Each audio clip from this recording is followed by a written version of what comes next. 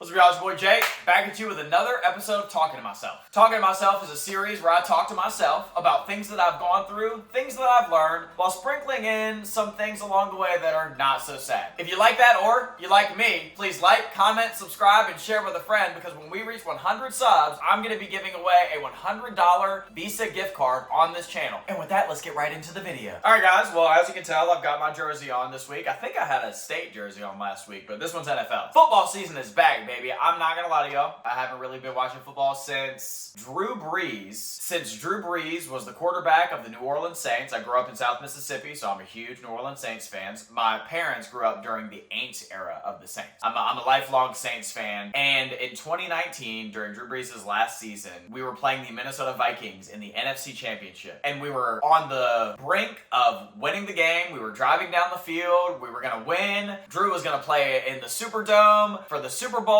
in his last ever season for the Saints, after leading us to our first ever Super Bowl after Katrina, which, by the way, the anniversary for just passed, which is crazy. We'll talk about that later. And I remember I was watching the game in my college apartment at the time. And I'm not one to get upset at games, video games, sports games, anything. I'm not one to throw something. I'm not one to shout. I like watching the game. I like enjoying it. That's just kind of how I was raised. I remember when there was a pass interference call at the end of that game that ended up costing us the game. When that happened, I threw my remote, turned off the TV. I was mad for a second, but after I got done being mad, I looked around and I was like, all right, dude, you need to take a break from football. And I have not watched football since. But that's kind of it's been 5 years. I'm over it. Not really. I'm never going to be over it, actually. But I'm back, and I'm excited about football season this year because, dude, I just miss the connection that it would bring in my life to other people. I was on campus yesterday, and a guy was wearing a Cowboys hat, and I've been kind of keeping up with their rumors and contracts and things like that. And what I mean by that is I've been keeping up with Dak Prescott and CeeDee Lamb. If you watch football, you know. If you don't, sorry. I've been keeping up with CeeDee Lamb's contract negotiations, and I saw recently that they signed him, which is really cool. And for those of you who don't know, Dak Prescott went to Mississippi State, so that's why I kind of keep up with the Cowboys. The Cowboys were also my mother's favorite team, so those are two reasons why I kind of keep up with the Cowboys, like the Saints. And one of our students' parents was wearing a Cowboys hat, and I got to chop it up with him for a little bit. It was really cool to just talk about something that wasn't serious. And I remember a couple years ago when I actually went home to pick up Sarah to bring her out to Phoenix, one of the first things that her mom asked me about, just to kind of strike up conversation, was football. And I remember being shell-shocked at Sarah's mom asking me about football. So when I went home, I was like, oh wow, I forgot that everybody follows football back at home. And speaking of sports, I have been in the gym. I don't know if you can tell, but I've been in the gym, still 20 pounds underweight, still trying to figure out how to get all my calories in, but I've been getting better day by day. Something that I'm super happy about, this is gonna sound super funny. Something that I'm super happy about when I get back in the gym is being able to feel my pecs when I walk. When I go down the stairs and I can feel them bouncing, that's how I know that I'm doing good. So when I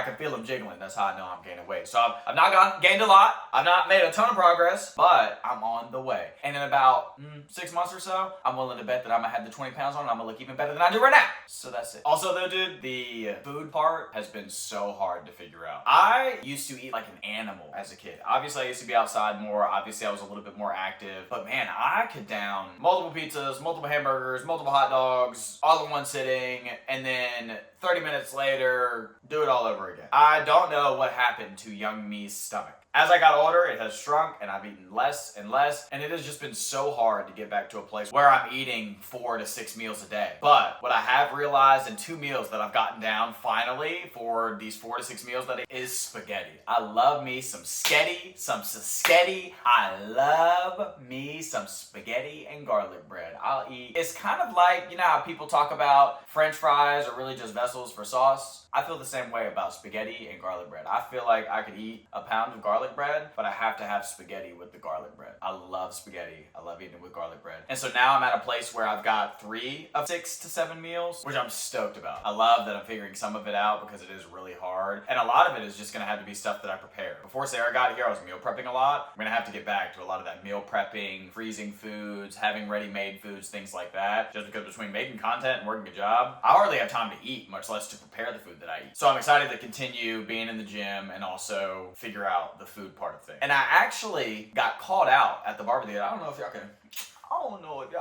tell. I don't know if you can tell, but I got me a cut.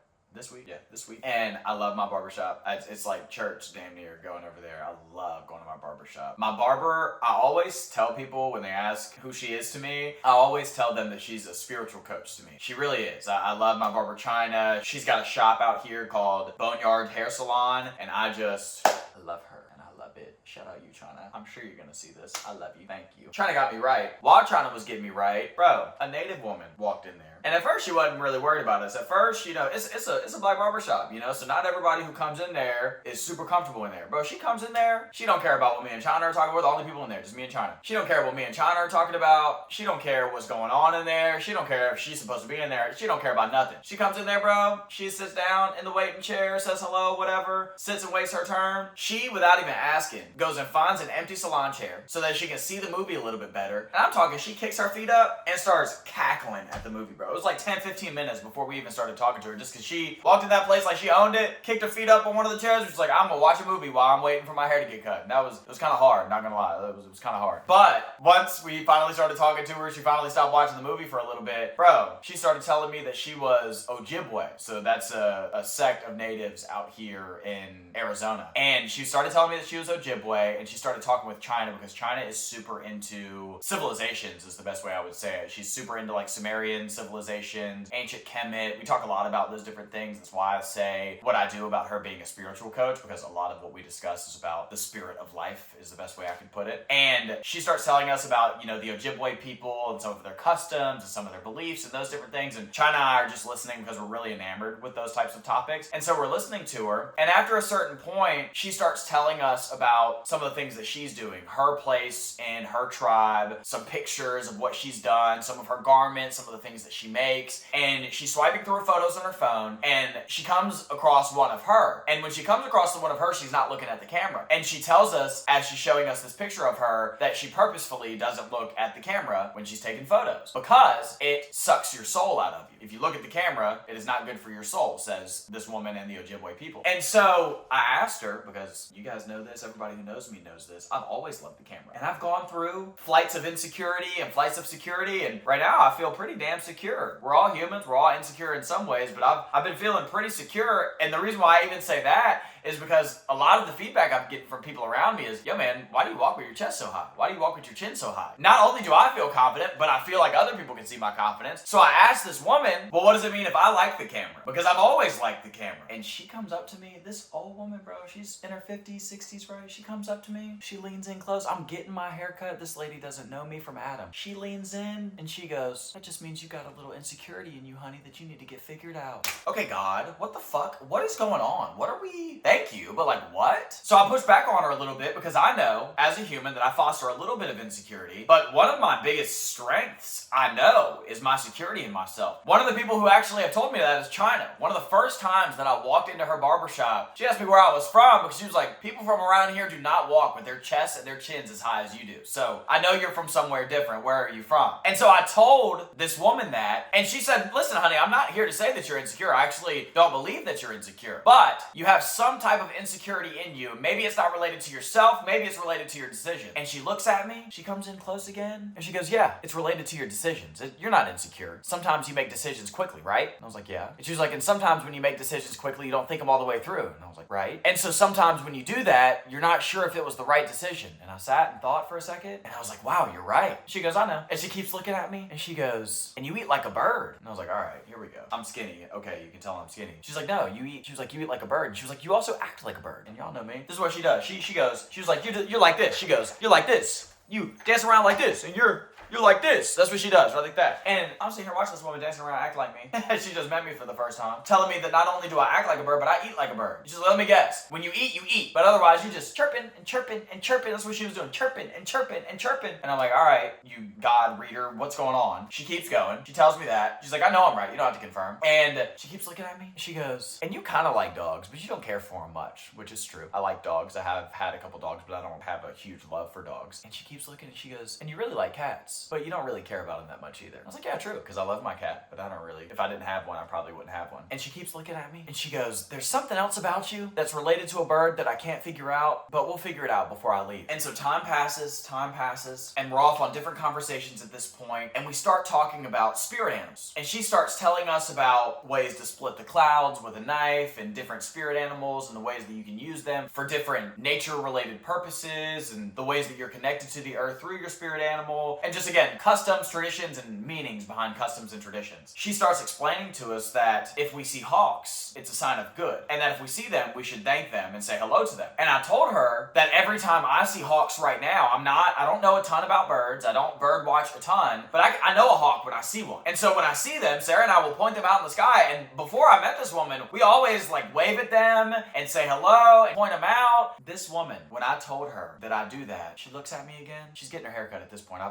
Before I was in the chair, I sat for like 3 hours at the barber shop because I wanted to talk to her the entire time her hair was getting cut. She's in the chair now. She looks at me. She stops what we're talking about. She goes, that's what it is. You're a bird. I was like, we already went over this, lady. Thank you. She says, no, your spirit animal is a bird. That's why you like hawks. That's why hawks are always around you. I know that. That's why she kind of roasted me. She's like, that's why your nose is shaped like that. Your nose is shaped like the beak of a bird for that reason. And then she started breaking down China and her facial features and how that related to all of her different spirit animals and all that, which China had multiple and I only have one, which is lame, but whatever. I'll take a hawk. All that to say, it was a super cool experience where this woman called me out for not eating enough, which is true. Told me a little bit about myself, which was cool. I love being told about myself genuinely, especially about people who know how to handle me. And she also helped me understand what my spirit animal was, which is super cool. I'm definitely going to be getting a hawk tattoo across my back. I don't know exactly what it's going to look like, but I'm definitely going to be getting something across my back just because of that conversation. But that's pretty much all the happenings this week, man. I don't think I had a ton come up this week. I was pretty heads down with work. I was really excited about meeting a lot of our students. Things have been going really well with the new College of Arts and Media that we're part of. And that's really what I want to talk about today is how well things have been going at work, because something you guys should know is that I may seem like it, I'm not the best fit naturally for a corporate environment. Mostly because I'm outspoken, I'm strong-willed, I'm independent, and when you're that way, sometimes you don't fit very well into a system. I'm not gonna lie, I fit great into the system at GCU, but there have been other moments in my career where it's been very clear to me that I don't do well in certain systems and certain types of systems, and because of that, I have responded and reacted and acted in ways that maybe weren't in my best interest in hindsight. And really what that means for me is I've been really loud about maybe an opinion that didn't matter, or disagreeable about something that I just needed to do. And I've messed up in a lot of situations that are like that because I let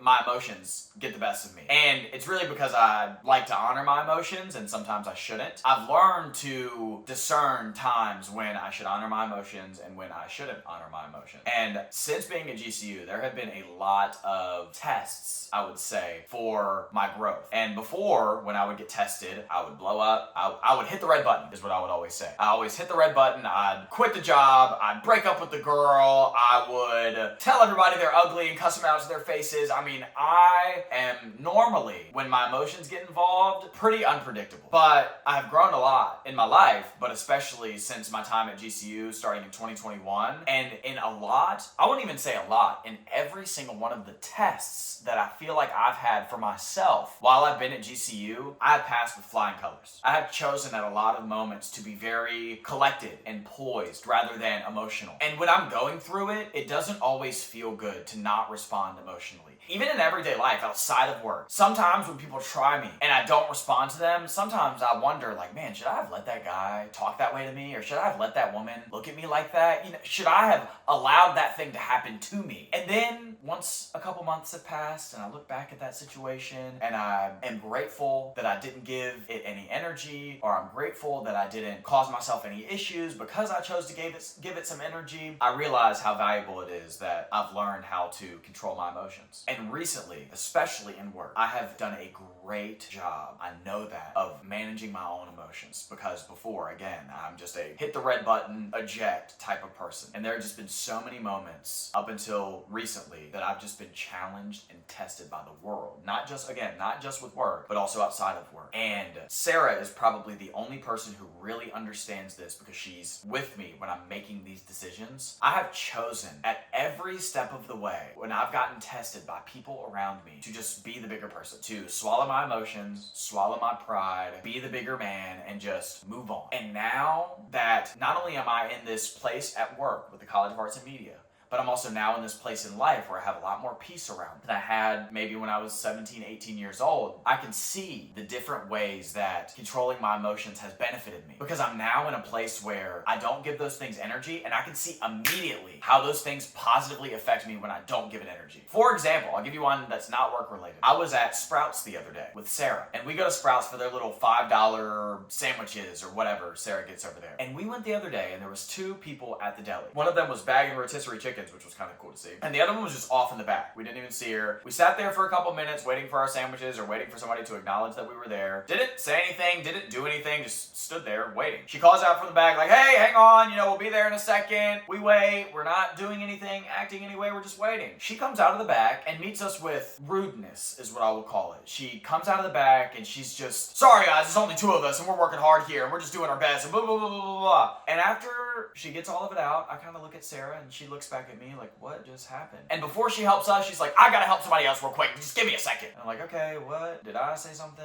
Did Sarah do something? What is going on? She finishes with the other lady. She comes back to us and she's being very rude. Just her tone of voice, her body language, just being very like, what do you want? I can't hear you. What do you want? And it's just like, bro, chill. Like, we're not acting any way. Chill. I can feel myself starting to get aggravated. I can feel myself starting to want to say something to somebody who is just doing their best at a grocery store, probably not getting paid enough to deal with all the shit that maybe they do. And I'm just sitting here trying to be calm and not respond, because for me, what I was really upset about is the way she was talking to Sarah. You can talk to me a couple times crazy before I walk away, but don't disrespect my people. And so she's talking crazy to Sarah, and I take a deep breath, and I'm getting ready to say something to her, but I just remember that I need to get better at walking away from things, and walking away from things has helped me recently. And so I look at Sarah and I say, I'm gonna take a lap, and she knew what I meant, and I walked away, and I breathed, and I felt so much better after I walked away. And not only, this might sound a little weird, but not only did I walk away, but while I was walking away, my mind wandered somewhere else. I started thinking about the food issues that I was having. And you guys will hear where this comes from, what I was talking about earlier. I started thinking about the food issue I was having. And as I'm looking at all these foods and Sprouts, and I was looking at tortillas and pita breads, as I'm looking at all these things, it strikes me, wow, wait, I forgot how much I like Chick-fil-A breakfast burritos. I should start making my Chick-fil-A breakfast burritos and then freezing them so I can just pop them in the oven in the morning and have a great breakfast. And then after I realized that's a great idea, it hits me that I wouldn't have had that great idea if I would have gotten into an argument with some grocery store worker who's pissed off because she doesn't get paid enough to deal with assholes every day, all day. And that to me was a huge indication of how important it is that I walk away from situations that don't deserve my energy. And that situation to me was another example of how I've chosen to handle certain situations, work related and not. How I've chosen to handle certain situations and what it's brought to me because of how I've chosen to handle them positively rather than negatively. And all of this is funny because you might know this about me, you might not know this about me. I love to manically tweet. And by this, I mean I love to manically tweet, no air quotes. And one of the manic tweets that I thought recently to send out, but I saved it in my drafts, was, I no longer respond to hate. I only respond to love. Part because I'm crazy, but also part because it's true. I really have been in the back of my mind thinking about exactly what I just brought to all of you guys. And with that tweet in the back of my mind, with the situations in work and play in the back of my mind and how well I've done with them and how fruitful those situations have been to me, and with this very clear example sitting right in front of me, it made me recognize and realize that all I have to do is walk away. And that's all you have to do. So that might have sounded crazy, that might have sounded convoluted, but man, it was so powerful for me to realize and to see that example so clearly, the power in just walking away. I'm a confrontational guy. I love conflict. It's not that I love conflict. I'm just not afraid of conflict. I love confrontation. I don't mind it. I will talk to you. It doesn't have to be happy. It doesn't have to be sad. We will just talk. I'm not one to shy away from a conversation, but I've been seeing more and more clearly lately how positively it affects me when I just walk away. So I know that's a little different than normal. I know that this wasn't a big, sad, super long episode, but man, the things that I've been going through lately is grief, and the things that I've been learning is to just walk away. And so if you're out there trying to figure out how to cultivate some more positivity in your life, start walking away, dude. It helps so much. Like I said, gamers, this one was a little shorter, but it came out on time this time, which I'm excited about. And boom, boom, we added effects this time. Follow me at Deshaun Jason on all platforms. Still trying to get to 100 subs. So if you haven't already, like, comment, subscribe, and share with a friend. When we hit 100 subs, we're going to be giving away a $100 Visa gift card. This has been Talking to Myself. I'm Jay. Stay motivated. Be you. Keep growing. Later, y'all.